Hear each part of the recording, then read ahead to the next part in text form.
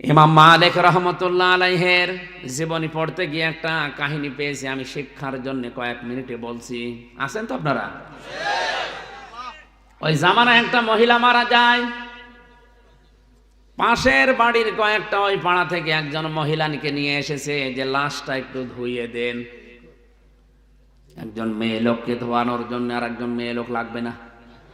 চারিদিকে ঘিরে দিয়ে যখন তাকে পরীক্ষা নিরীক্ষা করে পুরা শরীরকে পবিত্র করার জন্য পেটে চাপ দিলেন, পায়খানা প্রসাব বের হয় কিনা এটা পবিত্র করার জন্যে তার শরীরের কাপড়গুলো সরানোর পরে এই মহিলা একটা মন্তব্য করে ফেলেছিল। খুব ভালো করে খেয়াল করে শোনেন। মন্তব্য করার সময় হাতটা লাগিয়েছে ওনার রানের উপরে, পায়ের নিচে যে রান আছে রানের উপরে যে হাত লাগিয়েছে, হাত গেছে আটকে, আর খুলতে চায় না। প্রায় অর্ধেক বেলা চলে গেল, হাত খোলে না, চামড়ার সাথে এই চামড়া অ্যাটাচড হয়ে গেছে, একেবারে সিমেন্টের মতো লেগে গেছে। এলাকায় যে ইমাম আছে তাকে জিজ্ঞাসা করছে কি করা যায়। উনি ফতোয়া দিলেন, এক কাজ করেন, জীবিত মানুষদের তো আর হাত কেটে ফেলা যাবে না, ওই মহিলা যে মারা গেছে তার ওই জায়গা থেকে কেটে বাদ দিয়ে দেন। কিন্তু যার বউ মারা গেছে ওই স্বামী বলছে না, আমি এটা হতে দেব না। আমার বউ ভালো মানুষ ছিল, আমার বউ নেককার মহিলা ছিল,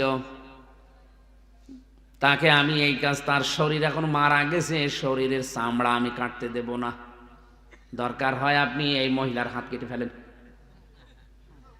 এই মহিলার স্বামী রাজি নাকি? আমরা ওই পাড়া থেকে আসলাম উপকার করার জন্যে, আমাদের কোনো লাভ ছিল না। আপনার বউ তো মারাই গেছে, ধোয়ানোর জন্য তো লোক লাগে, দাফন কাফনের জন্য আমরা এসেছিলাম প্রতিবেশী হিসাবে সাহায্য করার জন্য। এসে একটা বিপদে পড়ে গেছে, আর আমার জীবিত বউকে তাজাবর হাত কেটে নেবেন আপনি? আমি জীবনও হতে দেব না। আমার বউ অনেক ভালো, নেককার। মা বোনেরা যারা এসেছেন, এ ঘটনা থেকে 3-4টা শিক্ষা আমি বের করতে পারবো ইনশাল্লাহ, ভালো করে খেয়াল করে শুনবেন। এই আছেন তো আপনারা? এতটুকু পর্যন্ত শেষ না। জেলার ইমাম, রাজধানীর ইমাম যারা আছে তাদেরকেও ডাক দেওয়া হয়েছে, বড় বড় আলেম এসেছে, বলছে না কোনো সমাধান আমরা পাচ্ছি না। ওই দেশের প্রধান বিচারপতি তখন ছিলেন মদিনার ইমাম মালিক রহমতুল্লাহ আলাইহি, জগৎ বিখ্যাত আলেম তিনি। তাকে ডাক দেওয়া হয়ে গেল যে আপনি আসেন, সমাধান তো করা যাচ্ছে না, সারা দিন কেটে যাচ্ছে, এই মহিলার তো এখন পোশাক পায়খানার প্রয়োজন, খাবার দাবারের প্রয়োজন, কি করা যায়? উনি বললেন ঠিক আছে, ব্যবস্থা করো, একটা ময়দানে আমি আসতেছি। মেয়েদেরকে আলাদা পর্দার ভেতরে দিয়ে পর্দার আলায় দাঁড়িয়ে ইমাম মালিক রহমতুল্লাহ আলাইহি ডাক দিলেন মহিলাকে, এ মহিলা এদিকে তাকাও, ভালো করে লক্ষ্য করো, আমি ইমাম মালিক বলছি, এদেশের প্রধান বিচারপতি, চিফ জাস্টিস। মুসলমানদের ঈমান কেমন হওয়া দরকার, প্রধান বিচারপতির যোগ্যতা কি কি হওয়া দরকার, এই ঘটনার ভেতরে আপনি পাবেন। ইমাম মালিক রহমতুল্লাহ আলাইহি মহিলাকে জিজ্ঞাসা করলেন কি কি হয়েছে, একেবারে প্রথম থেকে পর্যন্ত সব আমাকে শোনাও পর্দার আড়াল থেকে। মেয়েটা বলছে এই হয়েছে। ইমাম মালিক কথাগুলো শোনার পরে বললেন কই, কিছু তো মিলছে না, তোমার হাত তো লেগে থাকার কথা না। আমার কাছে কিন্তু রাডার আছে, কোরআনে কারীম আছে, আমার কাছে হাদিস আছে, আমি আজ পর্যন্ত কোরআন এবং হাদিস দেখে কোনো ফতোয়া দেইনি। কোরআন হাদিসের ফতোয়া আমার প্রায় সব জানা আছে, আমি রাডার দিয়ে কিন্তু ধরে ফেলবো, তাড়াতাড়ি বলো কি করেছো তুমি। মেয়েটা তো ভয় পেয়ে গেছে, কথা বলতে আর নারাজ, রাজি না, বলছেন যা বলেছি এতটুকুই। ইমাম মালিক বললেন না, কোরআনে কারীমের আয়াত আমার আল্লাহ নাযিল করেছে যেটা একটাও মিথ্যা না, ওয়া তাম্মাত কালিমাতু রাব্বিকা সিদকাও ওয়া আদলা লা মুবাদদিলা লিকালিমাতিহি ওয়া হুয়াস সামিউল আলীম। সূরা আনআমের 115 নম্বর আয়াতটা তিনি বললেন। ইমাম মালিক ডাক দিয়ে বলে আল্লাহর বান্দি, কোরআনে কারিমে আল্লাহ যে আয়াতগুলো দিয়েছেন এটাকে দুইটা তিনটা জিনিস দিয়ে পরিপূর্ণ। এক নাম্বারে আল্লাহ যত কথা কোরআনে দিয়েছেন সব সত্য কথা। দুই নাম্বারে এটা ভারসাম্যপূর্ণ, এটা ন্যায় বিচার দিয়ে পরিপূর্ণ করা। তিন নাম্বারে কোরআনের কথা কিয়ামত পর্যন্ত কোনো পরিবর্ধন রদ বদল নেই। সুবহানাল্লাহ বলতে পারেন? তুমি যা বলো এর সাথে তো মেলে না। সত্যি করে বলো কি করেছো। মেয়েটা ডাক দিয়ে বলছে, কই আমার তো কিছু করার মতো আমি দেখি না।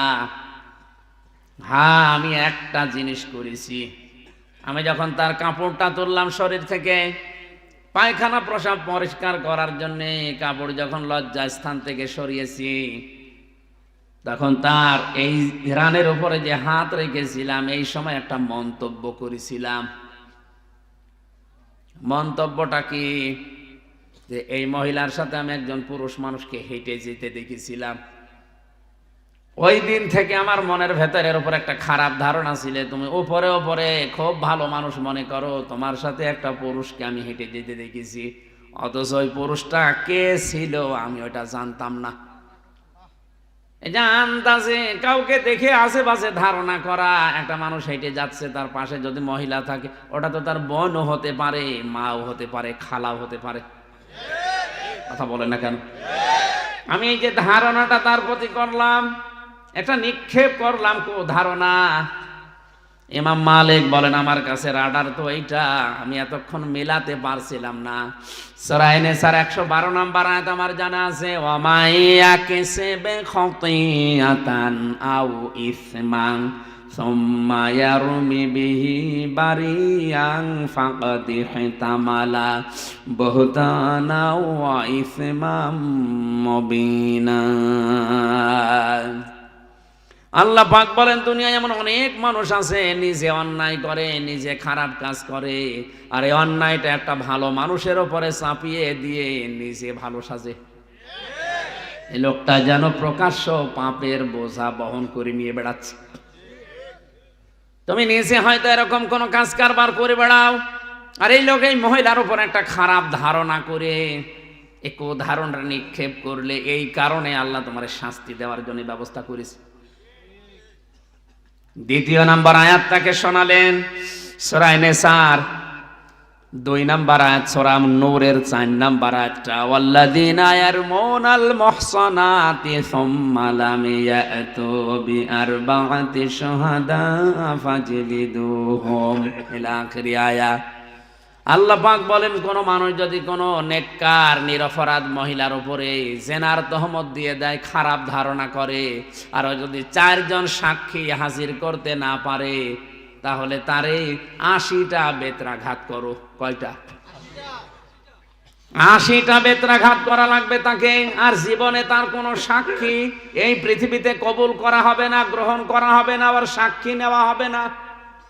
আজ বাংলাদেশে এই আয়াতগুলো যদি রাষ্ট্রীয়ভাবে, পারিবারিকভাবে, সামাজিকভাবে আমরা বোঝাতে পারতাম আর কায়েম করে দিতাম, এই দেশে মিথ্যা মামলায় কোনো মানুষ জেলে থাকতো না।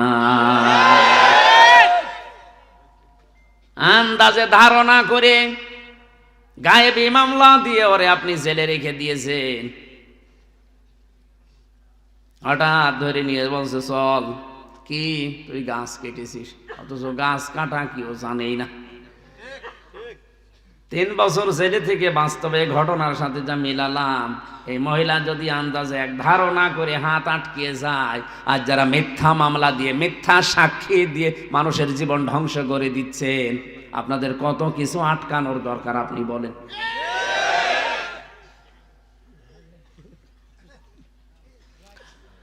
ইমাম মালিক রাহমাতুল্লাহ আলাইহি বলেন, আল্লাহর বান্দি, আমার কাছে 2 নাম্বারের সাক্ষী আছে। 2 নাম্বারের রাডার হচ্ছে নবীর হাদিস, মান সালিমাল মুসলিমুনা মিন লিসানিহি ওয়া ইয়াদিহি। ওই লোকটাই মুসলমান যার হাতের দ্বারা, যার মুখের দ্বারা মানুষ নিরাপদ থাকে। তো তুমি তো মুসলিম মহিলা, তোমার হাতের দ্বারা, তোমার মুখের দ্বারা, অন্তরের দ্বারা একটা লোক শান্তিতে নেই। এই হাত মানে শুধু এই হাত না, ক্ষমতার হাত, টাকা পয়সার হাত, প্রভাব প্রতিপত্তির হাত। মুখ মানে শুধু এই মুখ না, অন্তরেরও মুখ আছে। এই সমস্ত জিনিস দ্বারা মানুষকে কষ্ট দেওয়া, এটা আর মুসলমান থাকে না। আন্দাজে ধারণা করলে কোন কারণে বলো, তুমি যদি সঠিক জবাব দিতে না পারো আর 4টা সাক্ষী যদি জোগাড় করতে না পারো এই মহিলার উপরে যে তহমত দিয়েছো, আন্দাজে মিথ্যা মনে করে তোমার এই মহিলার সাথে জীবিত মাটি দেওয়া হবে এবং কোনো দিন আর এ পৃথিবীর মুখ আর দেখা হবে না। মহিলা তো কান্নাকাটে আরম্ভ করেছে, আমারে বাঁচান। আল্লাহ রাব্বুল আলামিন বলেন, আয-যানিয়াতু ওয়াজ-যানি ফাজলিদু কুল্লা ওয়াহিদিম মিনহুমা মিয়াতা জালদা ইলা আখিরি আয়া। সূরা নূরের 2 নম্বর আয়াতে এত কথা ব্যাখ্যামূলক এখানে আছে। আমি তাড়াতাড়ি করছি খুব সামারাইজ করার জন্য। ইমাম মালিক যখন এতগুলো কথা বললেন যে 80টা বেত্রাঘাত তোমাকে এখন করা হবে, আন্দাজে এই নিষ্পাপ মহিলার উপরে, নিরপরাধ একটা মহসিনা নারীর উপরে অপবাদ দেওয়ার কারণে তোমারে আমি 80টা বেত্রাঘাত কোরআনের আইন দিয়ে আমি আদেশ দিয়ে দিলাম।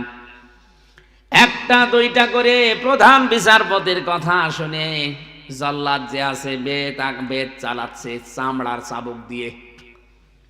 1টা 2টা করে বেত মারতে মারতে মহিলা প্রায় নিস্তেজ হয়ে গেছে। 79টা হয়ে গেছে, কিন্তু হাত খোলে না, হাত। ইমাম মালিক চিন্তা করলেন, কোরআনে কারীম দিয়ে যদি কোনো পাপের বিচার করা হয় আর বিচারটা যদি দুনিয়াতে হয়ে যায়, কিয়ামতের দিন আল্লাহ ওই পাপের জন্য ডবল করে আর বিচার করবে না। বিচার তো প্রায় শেষ। 79টা হয়ে গেছে আর মাত্র 1টা আছে। জল্লাদ থেমে গেছে, হুজুর কি করব, আর মাত্র 1টা বেত আছে। এখন যদি এটা মারার পরে হাত না খোলে মহিলাকে জীবিত কবর দিয়ে দেওয়া লাগবে, কোনো উপায় নেই। ইমাম মালিক বললেন, দাঁড়াও। অনেকক্ষণ পর্যন্ত চিন্তা করলেন, কেন হচ্ছে না, কেন হচ্ছে না। কোরআনে কারিমের আয়াত তো মিথ্যা হওয়ার কথা না। আল্লাহ 80টার কথা জানিয়েছেন, একা 80টা না। কয়টা? 80টা বেত্রাঘাতের কথা আছে। মহসেনা নিরপরাধ নিষ্পাপ যে মহিলা অজ্ঞ, জানে না কিছু সে বিষয়, আন্দাজে তার উপরে যদি কোনো সেনার তহমত কেউ দেয়, আজ ধর্ষণ মামলা মিথ্যা দিয়ে কত মানুষকে আপনি জেলে পাঠাচ্ছেন, আপনি চিন্তা করেছেন? আমার তো মনে হচ্ছে বাংলায় হাজারো ম্যাজিস্ট্রেট, হাজারো জজ, হাজারো বিচারপতি এই ঘটনার সাথে মিলিয়ে ওরা ধরা খেয়ে বসে আছে। 79টা হওয়ার পরে বললেন, একটু থামো দেখে কোরআনে কারিমে আর কোন বিষয়ে কোনো বিচার ব্যবস্থা আছে কিনা, কোনো ফায়সালা আছে কিনা দেখি। দেখতে দেখতে তিনি আর পেলেন না, চিন্তা করলেন না কোরআন মিথ্যা হওয়ার কথা না। জল্লাদকে বললেন, ঠিক আছে বাকিটা মারো, যা হয় হবে। 80টা যখন শেষ, সঙ্গে সঙ্গে হাত ছুটে গেছে।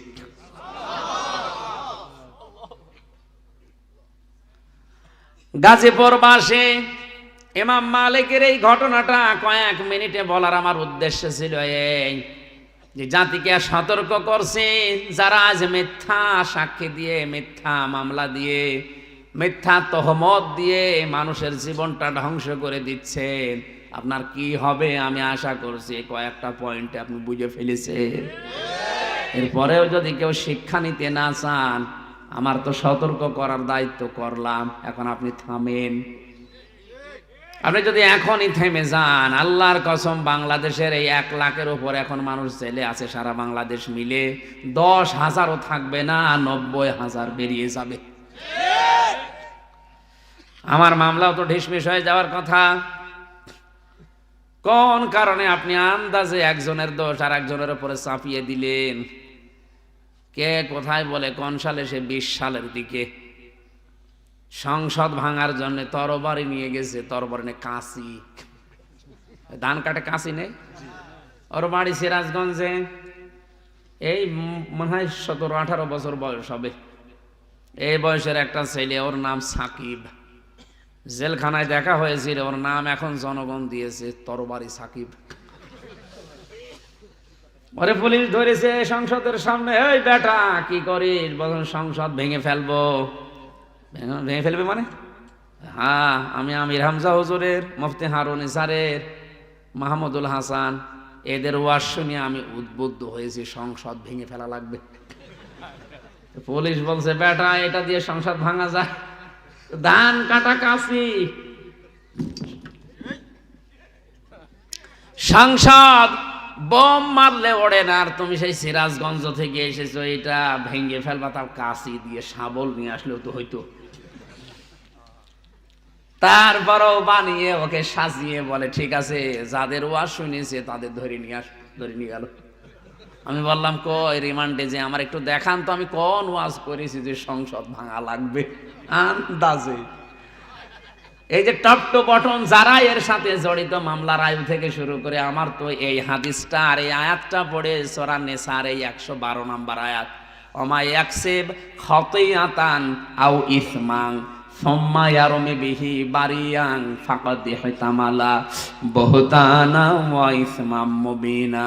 বুহতান আছে, বুহতান আর গীবত এক জিনিস না। যে লোকটার ভেতরে দোষ আছে ওই দোষ যদি আপনি অন্যজনের কাছে বলেন এটা গীবত, আর যার ভেতরে দোষ নেই আপনি বানিয়ে বানিয়ে তার নামে যদি ওই দোষ চালান ওইটা বুহতান, এটা আরো মারাত্মক। আমার নামে যেটা হয়েছে এটা গীবত না, এটা বুহতান।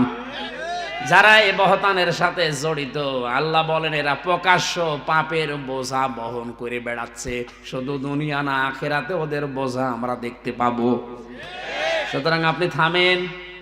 আমার মতো হাজারো মানুষকে এভাবে যারা স্ট্যাপে ফেলে বিপদে ফেলে, বিপদের ভেতরে ফেলে দিয়ে তাদের জীবন যৌবন পরিবার সব নষ্ট করে দিচ্ছেন। আপনি কোন নেশায় করছেন বলেন তো? আপনাকে মরা লাগবে না? মরণই বিশ্বাস করে না, মরা লাগবে তো। আমি ওদের জন্য শুধু না আপনার জন্যও বলছি, অন্তত যারা মুসলিম বলে দাবি করেন, ঈমান যাদের আছে তাদের জন্য বলছি আপনি থামেন, এখনো সময় আছে। হযরতে ওমর কিন্তু মাঝে মাঝে হুযায়ফা ইবনুল ইয়ামিনকে ডাক দিয়ে বলতেন, ভাই নবীজি মরণের আগে, ইন্তেকালের আগে তোমার কাছে মুনাফিকদের একটা লিস্ট দিয়েছে যে মদিনায় কে কে মুনাফিক, ওই লিস্টটা একটু দেখাও তো, আমার নামটা ওর ভেতরে আছে কিনা। হযরত হুযায়ফা চোখের পানি ফেলে দিয়ে বলে, খলিফা কি বলেন? আপনি তো জিন্দা অবস্থায় জান্নাতের সার্টিফিকেট পেয়েছেন, নবীজি জানিয়েছেন আমার পরে কেউ নবী হলে হযরত ওমর নবী হয়ে যাবে। এত বড় সম্মান আপনার, আর আপনি বলেন এই লিস্টের ভেতরে আপনার নাম মুনাফিকের লিস্টে। হযরত ওমর চোখের পানি ফেলে দিয়ে বলে, ভাই হুযায়ফা, নবী ছাড়া কারো ঈমান নিরাপদ না, কে কখন বেঈমান হয়ে যায় বলা যায় না। নবীদেরকে আল্লাহ নিজে গাইড করেন, এই জন্য তাদের অসুবিধা নেই। কিন্তু আমরা তো সাধারণ মানুষ, সকালে ঈমানদার আছি, বিকালে বেঈমান হয়ে যেতে পারি। তুমি এখনো দেখো লিস্টে যদি আমার নামটা থাকে তাহলে আমি এখনো তওবা করে ভালো হওয়ার সময় আছে।